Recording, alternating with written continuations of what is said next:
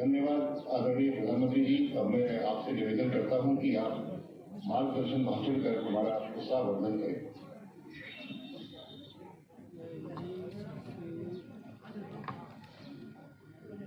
नमस्कार जी। कार्यक्रम में उपस्थित केंद्रीय मंत्रिमंडल के मेरे सहयोगीगण, विभिन्न राज्यों के माननीय मुख्यमंत्री साथी, सांसदगण, विधायकगण, अन्य महानुभाव, देवी और सज्जनों, आज के इस कार्यक्रम में पद्म सम्मान पाने वाले अनेक व्यक्तित्व भी हमारे साथ जुड़े हुए हैं। मैं उनका भी आदरपूर्वक स्वागत करता हूं। सूचना प्रसारण मंत्री एवं युवा कार्यक्रम एवं खेल मंत्री यहाँ पर मौजूद है। हमारे साथ यहाँ पर सांसद जेमियांग सेरिंग नामग्याल जी हैं। साथ ही हमारे साथ चेयरमैन LHDC ले एडवोकेट तासी ग्यालसन जी। अब मैं माननीय मंत्री जी से अनुरोध करूंगा कि इस पत्रकार वार्ता को ट्रांसमीटर्स के संबंध में संबोधित करने की चर्चा करते हैं। नमस्कार मित्रों, ऑल इंडिया रेडियो के लिए, आकाशवाणी के लिए आज एक ऐतिहासिक पल था जब एक साथ 91 FM ट्रांसमीटर्स का अवलोकन, उद्घाटन माननीय प्रधानमंत्री श्री नरेंद्र मोदी जी ने करके देश को एक बहुत बड़ी सौगात दी है। दूर से दूर गांव तक, शहरों तक, देश के 18 राज्यों और यूनियन टेरिटरीज में 2 करोड़ की आबादी को इसका लाभ पहुंचाने का काम किया है। FM के नेटवर्क को और बड़ा करने का काम किया है। आकाशवाणी का FM नेटवर्क आज देश का सबसे बड़ा नेटवर्क है। और यही नहीं, 1930 में जब इंडियन रेडियो सर्विस शुरू हुई थी और उसके बाद 1936 में ऑल इंडिया रेडियो बना, आहिस्ता आहिस्ता ये आगे बढ़ा। आज़ादी के समय देश के 6 शहरों में ऑल इंडिया रेडियो की सुविधाएं थी, वहाँ से ट्रांसमिशन होता था। आज मैं कह सकता हूँ 262 स्टेशन देश भर में हमारे हैं। आज हम 23 लैंग्वेजेस, 146 डायलेक्ट में अपने प्रोग्राम्स का प्रसारण करते हैं। और यही नहीं, जो हमारा एक्सटर्नल सर्विसेज डेस्क है वो 11 भारतीय लैंग्वेजेस में और 16 फॉरेन लैंग्वेजेस में और 100 देशों तक इसकी रीच है। ये अपने आप में ऑल इंडिया रेडियो की, आकाशवाणी की ताकत है। ऑल इंडिया रेडियो के 18 FM स्टेशंस हैं और 2017 में मोदी जी की सरकार ने इसको एनालॉग से डिजिटल करने का जो निर्णय लिया, उसका भी बहुत लाभ मिला है। आज मैं लेह में हूँ और मुझे याद है पिछली बार जब मैं यहाँ पर आया था तब हमने हम्बुतिंगला में लगभग 13,200 फीट की हाइट पर 10 किलोवाट के FM ट्रांसमीटर का उद्घाटन किया था, समर्पित किया था। और इतनी खुशी वहाँ के लोगों के चेहरे पर थी। हमारे सांसद जामयांग जी, हमारे CEC के हमारे जो अध्यक्ष हैं, दोनों युवा भी हैं और ये भली भांति जानते हैं, बार बार रेडियो की मांग रखते हैं। आज भी मेरी दोनों से बैठकर चर्चा हुई कि आगे क्या करना है। तो ये जो हम्बुतिंगला का हमारा FM का ट्रांसमीटर था 10 किलोवाट का, इससे बहुत बड़ा लाभ मिला है। देश में भी और 5-7 लगते इलाकों में भी हमारे प्रोग्राम्स पहुंच पाएंगे। आज एक और कीर्तिमान स्थापित हुआ है। हमारे नायोमा में वर्ल्ड का हाईएस्ट 4100 मीटर की हाइट पर ट्रांसमीटर लगा है। आप कल्पना कीजिए, लगभग 14,000 फुट की हाइट पर जब ट्रांसमिशन होगी, साथ लगते कई किलोमीटर तक इसका लाभ मिलने वाला है। और हमारे लोगों को FM की सुविधा भी मिलेगी, प्रोग्राम भी सुनने को मिलेगा, न्यूज़ भी मिलेगी, और अपने कल्चर को आगे बढ़ाने का अवसर भी मिलेगा। हमने दोनों युवा साथियों के साथ, चेयरमैन साहब के साथ भी और सांसद महोदय के साथ भी और एलजी साहब के साथ बैठ के बात की है कि स्थानीय प्रोग्राम्स को भी बढ़ावा देंगे। प्रधानमंत्री जी का बल होता है कि स्थानीय कल्चर को बढ़ावा देना है, तो हम यहाँ के स्थानीय प्रोग्राम्स को भी बल देंगे। इसका और ज़्यादा कंटेंट लोकल बनेगा और प्रसारण भी हर कोने तक पहुँचे, उसको भी हम सुनिश्चित करने का प्रयास करेंगे। मित्रों, आज मैं एक बात और कहना चाहता हूँ मन की बात पर। 30 अप्रैल को 100वां एपिसोड मन की बात का होगा। यह दुनिया भर में एक इतिहास होगा कि सबसे लंबे समय तक दुनिया के किसी हेड ऑफ स्टेट ने,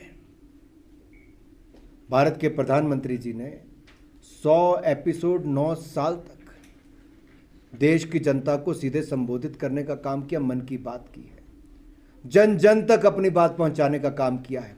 और गांव गांव पे बैठे छोटे से छोटे व्यक्ति का काम vocal for local, one district one product, नारी शक्ति से लेकर अन्य ऐसी बातों को, बेटी बचाओ बेटी पढ़ाओ तक, इन सबको जन जन तक पहुंचाने का काम भी किया, जन आंदोलन बनाने का काम किया और जनता की आवाज़ को एक प्लेटफॉर्म आकाशवाणी के माध्यम से देने का काम किया है, मन की बात के माध्यम से किया है। और 30 अप्रैल को इतिहास लिखा जाएगा। करोड़ों लोग उस दिन इसको देखने वाले हैं। प्रधानमंत्री जी की आवाज़ सुनने के लिए हर महीने के आखिरी रविवार को उत्सुकता के साथ इंतज़ार करते हैं। परिवार इकट्ठे बैठते हैं, मित्रगण बैठते हैं, पॉलिटिकल पार्टीज़ के लोग बैठते हैं, एनजीओज़ के लोग बैठते हैं। प्रसारण देखिए, 300 से ज़्यादा तो community radio service centre, community radio centres हैं और हमारे सैकड़ों जो एफएम के चैनल्स देश भर में, वो टेलीविज़न वाले 100 से ज़्यादा टेलीविज़न चैनल ये सब दिखाते हैं। तो इतनी बड़ी व्यूअरशिप और लिसनरशिप शायद ही दुनिया भर में किसी के पास हो। ये सबसे बड़ा नेटवर्क पर भी अगर कीर्तिमान स्थापित होगा तो प्रधानमंत्री जी का होगा। ये अपने आप में बहुत कुछ कहता है। मुझे आज भी याद है, बचपन में हम लोग, क्योंकि मैं क्रिकेट खेलता था तो क्रिकेट की कमेंट्री रेडियो पर अधिकतर सुनते थे। मेरे पास आज भी वो ट्रांसमीटर है। मेरे पिताजी एक बार साउथ अमेरिका के टूर पर गए तो बहुत छोटा सा ट्रांसमीटर था, तो लगता था इतना छोटा सा, ट्रैवलिंग के लिए वो खुद भी बहुत ट्रैवल करते थे अपने लिए, और एक मैं खेलता तो मेरे लिए भी वो लेकर आए थे। मेरे पास आज तक वो रेडियो अपने पास मौजूद है और आज तक वो चलता है। और ये मैं 89-90 की बात कर रहा हूँ, 32 साल बाद की। और क्रिकेट को पॉपुलर करने का काम अगर किसी ने किया तो रेडियो का एक बहुत बड़ी भूमिका है और कमेंट्री की बहुत बड़ी भूमिका है। कमेंट्री ना हो तो क्रिकेट भी फीका लगता है, तो उसमें रेडियो का एक बहुत बड़ा योगदान है। ना जाने रेडियो का कहाँ कहाँ योगदान है, लेकिन इसकी ताकत टेलीविज़न आने के बाद, इंटरनेट आने के बाद, OTT प्लेटफॉर्म आने के बाद भी कम ना हो। इसकी ताकत को बढ़ाने का काम प्रधानमंत्री मोदी जी ने किया है और मैं आशा करता हूँ उनका आशीर्वाद हमें आगे भी ये मिलता रहेगा और हम भी देश की कला, संस्कृति, साहित्य, इसको भी बल देते रहेंगे, देश के लोगों की उपलब्धियों को भी बताते रहेंगे और न्यूज़ को भी लोगों तक समय पर पहुंचाते रहेंगे। आप सब जुड़े, आपका धन्यवाद। आपके मन में कोई प्रश्न हो तो मैं उसका उत्तर देने के लिए आपके समक्ष हूँ। सर, यकीनन रेडियो का बहुत बड़ा रोल रहा है, खासकर लद्दाख जैसे जगहों पे मार्जिनलाइज्ड सोसाइटी की वॉइस को उठाने के लिए। मेरा सवाल ये है सर, जैसे ऑल इंडिया रेडियोस लद्दाख के अंदर मुख्तलिफ रेडियोस हैं, वहाँ पे एम्प्लॉयज़ हैं डीडी और ऑल इंडिया में, तो असाइनमेंट बेसिस पे काम करते हैं। उनकी मांग है कि उनको या तो कॉन्ट्रेक्चुअल पे लिया जाए या परमानेंट किया जाए। दूसरी जानिब sir, all India radio Kargil की अगर हम बात करें तो all India radio Kargil strategically काफ़ी इंपॉर्टेंट माना जाता है और वहाँ के लोगों की डिमांड है कि ऑल इंडिया रेडियो को करगिल को एम्पावर किया जाए। इससे पहले वहाँ पे एक डीडीजी का पोस्ट हुआ करता था, अब डीडीजी के पोस्ट को भी शिफ्ट किया है, तो लोग मांग कर रहे हैं कि डीडीजी के पोस्ट को भी दिया जाए, तो इस पर आप क्या कहना चाहिए? हमने एलजी महोदय से, सांसद महोदय से और चेयरमैन महोदय से, तीनों से मिलके और डिपार्टमेंट के अधिकारियों से मिलके बैठ के बातचीत की है। मैं आपके पास आने के बीच में जो आधा घंटा बैठा था वो उसी काम पे बैठा था कि इस पूरे क्षेत्र में हमें और क्या करना है, और हमने उन बातों को बड़ी गंभीरता से सुना है और डिपार्टमेंट उस पर निर्णय करेगा समय पर, एक एक करके जिन चीज़ों को भी जैसे मैंने आपको कहा कि लोकल कला संस्कृति से जुड़े हुए जो प्रोग्राम्स हैं वो और कैसे अच्छे बन पाएँ, किस तरह के बने, उस पर भी हम काम करेंगे। स्थानीय कलाकारों को और अवसर मिले, हम उसमें भी काम करेंगे। हमारा नेटवर्क और बढ़े, हम उस दिशा में भी काम करेंगे। तो आप आने वाले समय में बदलाव देखोगे इस पर। और हम यहाँ तो इसलिए करेंगे भाई कि प्रधानमंत्री जी ने तो लेह लद्दाख को वो दिया जो सालों से मांग थी, यूनियन टेरिटरी का दर्जा ही दे दिया और यहाँ सेंट्रल यूनिवर्सिटी दे दी।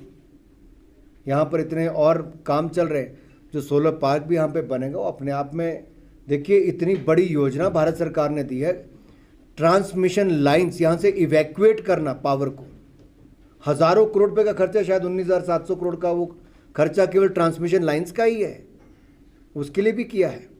तो इसको तो एक हब बनाएंगे टूरिज्म का, यहाँ के कल्चर को दुनिया भर में पहुँचाने के लिए काम करेंगे। रेडियो क्या, टेलीविज़न पे भी हम लोग काम करने वाले हैं। सर, पीएम मोदी जी का यही हमेशा से एजेंडा रहा है, कवर द अनकवर्ड, जैसे वो बताते आए हैं। तो इसमें जैसे आप ट्रांसमीटर, जैसे जगह जगह पे जहाँ रूरल एरिया से जहाँ लोग सुन नहीं पाते न्यूज़ को, उतना अनएम्प्लॉयमेंट का भी थोड़ा इश्यूज है। तो क्या इसमें ज़्यादा युवाओं को लिया जाएगा, क्या उनको ज़्यादा काम मिल सकता है इस माध्यम से सर? देखिए, भारत के युवा बहुत प्रतिभाशाली हैं और उनका जो कंटेंट है, आज देखिए मैंने जो एक बात कही प्रधानमंत्री जी के पहले संबोधन में, उनके स्वागत में, मैंने कहा प्रधानमंत्री जी को सुनने वाले मन की बात के कौन लोग हैं? 100 करोड़ लोग सुनते हैं जिन्होंने कभी ना कभी सुना है। 23 करोड़ तो लगातार सुनते हैं हर एपिसोड को, और 62% युवा 19 साल से 29 साल की उम्र वाले। तो युवाओं के ही दृष्टि से कार्यक्रम चाहता हूँ, लेकिन समाज में बहुत सारे वर्ग हैं, बुजुर्गों के लिए भी चाहिए, महिलाओं के लिए भी चाहिए, किसानों के लिए भी चाहिए, लेकिन युवाओं की भूमिका उसमें बढ़ चढ़ कर हम सुनिश्चित करेंगे। सर, एक पर्सनल क्वेश्चन थोड़ा आपसे पूछना चाहेंगे। आप 4 टाइम के एमपी हैं, हमीरपुर से आते हैं, दिल्ली में आपको सरकारी आवास मिला हुआ है। आपके जो पर्दे हैं उनका प्राइस क्या होगा, और जो आपके घर की टाइल्स लगी होती हैं उनका प्राइस क्या होता है? जो टीवी आप देखते हैं वो कितने करोड़ का सर ले रखा है आप लोगों ने? ये काफी चर्चा हुई है सर, तो मैंने कहा थोड़ा आपसे भी जान लें कि आप पर्सनल। तो दिल्ली वाले आके लेह में भी दिल्ली को नहीं भूले, क्योंकि दिल्ली के मुख्यमंत्री ने कांड ही ऐसा कर दिया है जो भ्रष्टाचार की सीमाएं तोड़ के चले गए। कांग्रेस को जो कई वर्ष लगे होंगे करने में, उन्होंने बहुत कम समय में कर दिखाया है। भ्रष्टाचार की जननी कांग्रेस कहा जाता है, लेकिन उसको भी पार करने का काम अरविंद केजरीवाल जी ने करने का किया है। अरे 2 करोड़ रुपए का केवल मार्बल ही घर पे लाओ और 3 करोड़ रुपए लेबर लगाने पे कर दो, 5 करोड़ रुपया, 45 करोड़ रुपया रेनोवेशन पे खर्च हो, और जो मार्केट में टीवी 3,80,000 रुपये का मिलता है वो आप 10-10.5 लाख रुपए का खरीदो एक टीवी। आप ये मत सोचना पूरे घर के। दिल्ली के गरीबों को एक भी शौचालय बना के अरविंद केजरीवाल जी ने नहीं दिया। अपने घर में 15 शौचालय इटालियन मार्बल या पता नहीं क्या क्या लगाकर बनाए हैं। ये अपने आप को आम कहते हैं, आम आदमी। अगर 45 करोड़ का महल बनाने वाले ये आम हैं, और कितनी जगह इन्होंने और खाली करा के अपने बंगले को बड़ा किया, कितने स्विमिंग पूल बनाए, ये बहुत सारी जानकारियां अभी आपके सामने आनी बाकी है। ये देश जानना चाहता है कि भ्रष्टाचार शराब के में तो किया, स्वास्थ्य में भी किया, कोई ऐसा क्षेत्र नहीं छोड़ा जहां किया हो। अपने घर की रेनोवेशन में भी करोड़ों रुपए का घोटाला कर गए। लेकिन पर्दे पे मैं आना चाहता हूं। एक गाना था, ये पर्दा ना उठाओ, पर्दा जो उठ जाएगा तो भेद खुल जाएगा। वहाँ पर्दा उठने पर भेद खुलना था, यहाँ पर्दे की कीमत पे भेद खुल गया है। मेरे घर में तो भाई कोई 10 लाख रुपए का पर्दा नहीं है, एक एक पर्दे 10-10 लाख रुपए के। क्या आपके घर में है किसी के 10 लाख रुपए का पर्दा? तो आप कल्पना कीजिए कि कितनी हेरा फेरा हुई होगी, जहाँ टेलीविज़न की, शौचालय की, मार्बल की, और लकड़ी की दीवारें, 8-8 करोड़ रुपए की लकड़ी की दीवारें हैं। लद्दाख में लकड़ी का ही काम होता है, आपके घर पे तो नहीं? जामयांग जी, कोई 8 करोड़ रुपए की लकड़ी आपके चेयरमैन साहब, कोई 8 करोड़ की लकड़ी की दीवार पर नहीं? सर 8 करोड़ हमें दे दे, हम एक यूनिवर्सिटी बना देंगे यहाँ पे। सर जैसे डीएनए कहा जाता है, डेमोक्रेसी इंडिया का नंबर 1 माना जाता है, तो कुछ ऐसे भी नोशंस हैं जहां मीडिया को कहते हैं कुछ इश्यूज पे बोला नहीं दिया जाता है, तो उस पे क्या कमेंट करेंगे सर? क्या इसको रूमर कहेंगे या इसको ऐसे ही बोला जाता है, या किस तरह से इसको पेश किया जाए? देखिए, भारत का लोकतंत्र की ये खूबी है कि गरीब से गरीब व्यक्ति भी, दूर से दूर ग्राम में बैठा व्यक्ति भी अपने मन से, अपनी इच्छा से वोट डालता है। नहीं तो कांग्रेस के लाखों करोड़ के घोटाले के बाद मोदी जी प्रधानमंत्री नहीं बन सकते थे। ईमानदार व्यक्ति को चुना जब ये कहते थे चाय बेचने वाला है। और मैं आपके सामने इस बात को कह रहा हूं, देखिए क्या क्या नहीं कहा मोदी जी के लिए। सोनिया जी ने कहा मौत का सौदागर, कांग्रेस के किसी बड़े नेता ने कहा नीच, किसी ने कहा बिच्छू, किसी ने कहा कुत्ते की मौत मरेगा, किसी ने कहा मोदी की कब्र खोद दो, और कल जहरीला सांप कह दिया खड़गे जी ने। यानी कि सोनिया गांधी जी ने जो कहा था, खड़गे जी उससे भी आगे निकलने का प्रयास कर रहे हैं। होड़ लगी है कांग्रेस में कि मोदी जी को कितनी नीचा दिखाई जाए, कितने अपशब्द कहे जाएं, कितना अपमानित किया जाए, और मोदी जी की कब्र खोदने वालों की कांग्रेस में कोई कमी नहीं है, ये साफ देखने को मिलता है। राहुल गांधी जी विदेशी धरती पर जाकर भारतीय लोकतंत्र के खिलाफ काम करते हैं और देश के अंदर पिछड़े समाज को अपमानित करते हैं और मोदी जी को अपशब्द कहने का काम करते हैं। लोकतंत्र में मर्यादा कहीं ना कहीं होनी चाहिए, नीतियों पर चुनाव होने चाहिए, ना कि व्यक्तिगत बयानबाजी पर, और वो भी इतना ओछे बयान और इतने अपशब्द कहकर। ये भारत की जनता कभी स्वीकार नहीं करती। ये कांग्रेस का एक के बाद दूसरा चुनाव हारना, ये उनकी छटपटाहट, बौखलाहट दिखाता है। तभी तो ऐसे अपशब्द निकलते हैं और अपमानित करने का काम प्रधानमंत्री को करते हैं। कर्नाटक की जनता मुंह तोड़ जवाब देगी, और ये जो जहरीला सांप कहा है, मौत का सौदागर कहा है, नीच कहा है, ये हर बार इस पर मुंह तोड़ जवाब दिया जनता ने, इस बार भी जवाब देगी। और जहाँ तक मीडिया की बात है, मीडिया स्वतंत्र है, पूरी तरह से स्वतंत्रता है, जिसको जो लिखना है वो लिखता है, करता है। लेकिन मैं वहाँ पे कहूँ, इनकी कौन करता है? अखबार वालों के लिए प्रेस काउंसिल ऑफ इंडिया है, उनकी स्वयं सेल्फ रेगुलेटेड बॉडी है। इसी तरह टीवी चैनल की भी सेल्फ रेगुलेटेड बॉडी है। सरकार का हस्तक्षेप कहीं पे नहीं होता है। सर कर्नाटक में बीजेपी की क्या स्टेटस है? बहुत अच्छा है। जैसे हमने उत्तर प्रदेश जीता, उत्तराखंड जीता, मणिपुर जीता, गोवा जीता, त्रिपुरा जीता, असम जीता, नागालैंड जीता, अब हम कर्नाटक भी जीतने वाले हैं। सर पहलवानों का फिर से तो अभी वहाँ पे धरना जारी है, उन्होंने सब पर आरोप लगा दिए, किसी को भी नहीं छोड़ा, मंत्रालय हो या आईओए हो, बोले कहीं से कोई सपोर्ट नहीं मिल रहा है हमें। आप लोगों ने तो पूरा सपोर्ट किया, मीटिंग्स पे मीटिंग्स की है, मगर वो बोल रहे हैं कोई सुन ही नहीं रहा हमारी। देखिए, पिछली बार भी मैंने स्वयं व्यक्तिगत रूप से मिला, भारत सरकार की खेल सचिव मिली, हमारे अधिकारी मिले, मैं भी कई घंटों तक, एक दिन नहीं 2 दिन उनसे मिला। उनसे बातचीत करके कमेटी का गठन किया गया, फैक्ट फाइंडिंग कमेटी का, ओवरसाइट कमेटी का। उस कमेटी के सामने जितने लोगों को पेश होना था सबको अवसर दिया गया, और अवसर देने का मतलब यह है कि जिसको जो भी बात रखनी थी वो रखें। जब ये कमेटी बनी, उस कमेटी में भी महिलाओं को ही ज़्यादा तादाद में रखा गया, और इसलिए था कि महिलाओं के सामने महिला अपनी बात खुलकर कर सकती है, और सबको अवसर दिया गया। अब उस ओवरसाइट कमेटी ने जो अपनी रिकमेंडेशंस दी, वो पूरी रिकमेंडेशंस में जो एक पार्ट है उसमें यह भी था कि निष्पक्ष चुनाव हो, जो इनकी मांग भी थी खिलाड़ियों की। निष्पक्ष चुनाव कराने के लिए एक इंडियन ओलंपिक एसोसिएशन को हमने वो अधिकार दे दिया। पहले भी ऐसा ही होता था, इंडियन ओलंपिक एसोसिएशन करती थी। तो इंडियन ओलंपिक एसोसिएशन ने कल अपनी एक कमेटी भी गठित कर दी, एडॉक कमेटी। अब वो एडॉक कमेटी 45 दिन के अंदर चुनाव करवाएगी, नई संस्था को चुनेगी, एक रिटायर्ड जज उसके कराने के लिए नियुक्त किए जाएंगे। ये पूरी कमेटी, वहाँ पर सिलेक्शन हो, टूर्नामेंट का आयोजन हो, उसको लेकर निर्णय हो, और इंटरनल कंप्लेंट कमेटी जो होनी चाहिए ऑर्गेनाइजेशन में, जहां पर कोई भी खिलाड़ी हो, लड़का लड़की अपनी शिकायत दर्ज करा सकता है, उसका गठन भी करवा कर देगी। तो सारे कदम उसी दिशा में है, सारे कदम उसी दिशा में है। एक प्रक्रिया है और प्रक्रिया जब कमेटी की रिपोर्ट आई उसके बाद जो जो कदम उठाने उस दिशा में कदम उठा रहे हैं।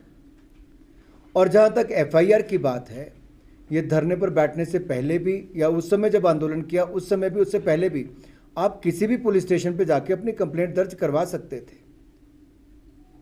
उस पर कहीं रोक नहीं थी।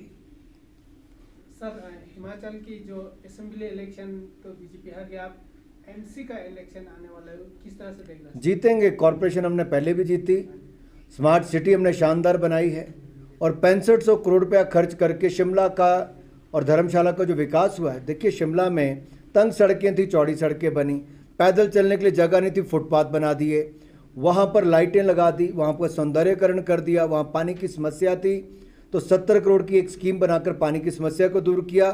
1813 करोड़ रुपए की हमने वर्ल्ड बैंक की प्रोजेक्ट मंजूर करा दिया, काम चल रहा है और अब 24 घंटे सातों दिन पानी मिलेगा और 40,000 लीटर पानी मुफ्त हर परिवार को मिलेगा। 50% कूड़ा पे जो टैक्स लगता था इकट्ठा करने पे उसको माफ़ी हो जाएगी। एक निगम एक टैक्स होगा, अलग अलग टैक्स नहीं होंगे, तो जीवन और आसान होगा ईज ऑफ लिविंग। टूरिज्म बढ़ाने के लिए हमने पार्किंग 2000 की पहले IGMC के साथ कर दी थी, 700 की और बना रहे हैं और जहाँ जहाँ ज़रूरत होगी वहाँ और बनाएंगे। हमने अब 1556 करोड़ रुपये का 1556 करोड़ रुपीज़ के ये जो अपनी केबल कार है वो स्मार्ट सिस्टम हम पूरे शिमला भर के लिए बना रहे हैं। पर्वतमाला योजना के अंतर्गत NDP से हमने उसको मंजूर भी करवा दिया है, अब उसका एग्जीक्यूशन शुरू हो जाएगा। ये सारे काम शिमला को एक नई ऊंचाइयों पर ले जाएंगे, क्योंकि शिमला पहाड़ों की रानी भी है और पहाड़ों की रानी और सुंदर हो और आकर्षित हो करे लोगों को, पर्यटकों को, उस दिशा में काम करेंगे और फिर भारतीय जनता पार्टी का मेयर और कॉरपोरेशन बनेगी। सर, आप स्पोर्ट्स मिनिस्टर भी, स्पोर्ट्स को आगे लेने के लिए आपका बहुत बड़ा योगदान रहता है, तो लद्दाख के अंदर रहबर खेल स्कीम के तहत स्पोर्ट्स फील्ड में जो फिजिकल टीचर्स को, देखिए राज्य का विषय है, उस पॉलिसी पर राज्य को ही निर्णय करना है। MP साहब कमेंट कर सकते हैं? वो वही करेंगे। मैं थोड़ा सा बता दूं, जिस तरह बताया जम्मू कश्मीर सरकार का एक पॉलिसी आया था रेबर खेल का, उसमें लद्दाख का 98 ऐसे युवा जो काम पे अभी लागू है, इस पे उनका मांग है उनको रेगुलराइज किया जाए। 7 साल होने पर रेगुलराइज करना सरकार का जो आज जम्मू कश्मीर सरकार का निर्णय था, अभी 7 साल होना बाकी है, तो इसको हमने पार्लियामेंट में उठाया और लेफ्टिनेंट गवर्नर महोदय से भी चर्चा किया है, इस पे काम आगे बढ़ रहा है। आप सब लोग यहाँ पर उपस्थित हुए, बहुत बहुत धन्यवाद सर। आपकी परमिशन सर खत्म समाप्त करते हैं। धन्यवाद। वैसे हम तीनों